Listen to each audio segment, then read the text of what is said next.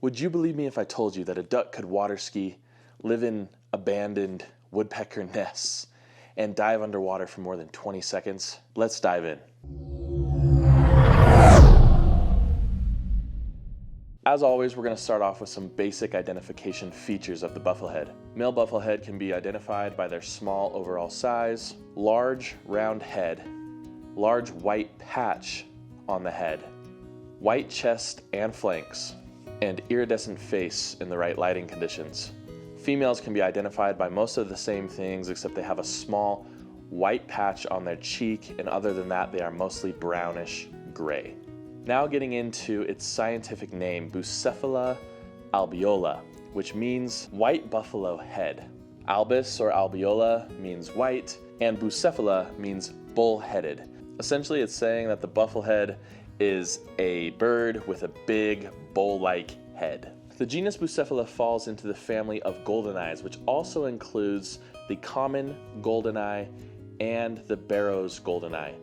To round out that group, obviously, is the bufflehead. It is the smallest diving duck in North America. And remember, ducks can be broken into two separate groups. There's the dabbling ducks, like your mallards, for example.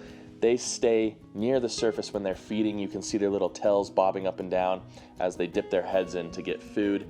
And then there's diving ducks. Those ducks dive completely underwater, and a lot of times will get their food near the bottom of lakes, rivers, and ponds. On average, male bufflehead live to be about 2.5 years old, and female bufflehead live to be about 2.3 years.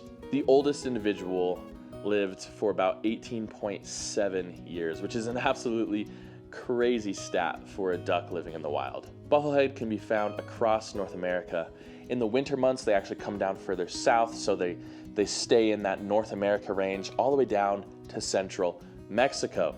And in the breeding season or the warmer months, bufflehead can be found up in the boreal forests of Canada and Alaska. A fun fact about buffleheads is that they're actually limited to where northern flickers nest because they utilize those nests for themselves. We'll get into that a little bit later though. During the winter months, they're actually found at their highest numbers near the coast, especially that California coast. But they can also be found in high abundance inland as well. As mentioned before, buffleheads are a diving duck, which means that they dive fully underwater to consume their food. They can remain underwater on average from 12 to 20 seconds about. Bufflehead are hardly ever seen on land, except for the females when they move from the tree that they're nesting in that northern flicker nest that I mentioned before, and they make their way to the body of water that's nearby, usually a pond. That's when you can find bufflehead on land. Males, after breeding season, will actually leave their mates during molt, but then they'll return to the same mate year after year. They are one of the few duck species that are monogamous. In fact, they might be the only monogamous duck species.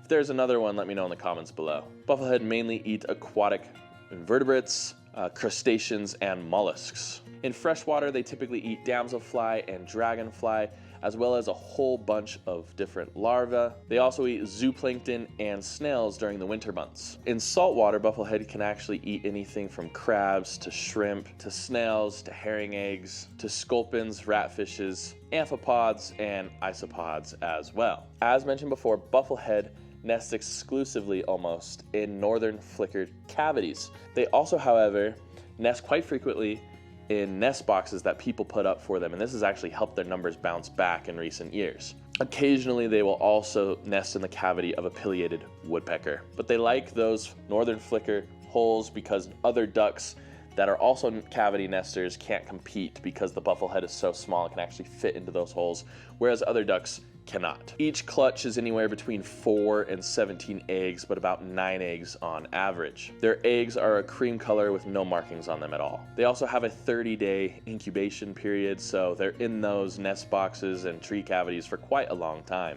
Bufflehead are extremely important for the environment, and they help disperse seeds like so many other bird species do as well. Bufflehead are also known to be the only duck species with tapeworm leeches, and these infect their respiratory tracts as well as their eyes. Bufflehead have also been identified to carry avian cholera, avian malaria, and avian influenza as well. However, the literature is pretty limited on how that actually impacts the birds. Bufflehead have a myriad of predators, Being such a small duck, they're going to have a lot more predators than some of the larger ducks, including things like peregrine falcons, snowy owls, Cooper's hawks, great horned owls, weasels, American mink, and even black bears. So let's say you're a birder and you want to be able to go out and find a bufflehead for yourself. What's the best way to go about doing that? If you are in the United States or below during the wintertime, you can find them on unfrozen bodies of water almost across the country. If you live coastal, go look at your harbors. They're going to like that calmer water. They're not going to be out on the rough waves most of the time.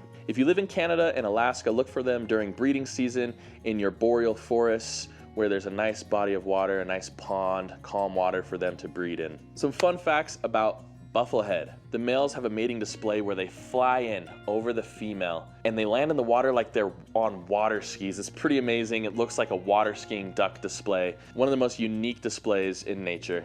Another fun fact is you can actually help Bufflehead if you live near a body of water. And you can do this by putting out nest boxes in your yards. This will allow Bufflehead to hopefully want to nest there. Just make sure that they have a clear path from your yard to that body of water near the end of breeding season. And this is probably my favorite fun fact about Bufflehead. Fossils from the late Pleistocene period, dating back to 500,000 years ago, have been recovered in a myriad of different states, including California, Illinois, Florida, Kansas, Texas, and Washington. One California fossil of a bufflehead that looks very similar to modern day buffleheads dates all the way back to the late Pliocene period, nearly 2 million years ago. That's absolutely insane. These birds are extremely hardy and they have withstood the test of time. Let me know in the comments below, what bird would you like me to cover next month? Check out my birding adventure vlogs on my other channel. I do 2 adventure vlogs a week where I take you birding with me. Thank you so much for joining me. I hope to see you all next time on Bright Eyed Birding Learn.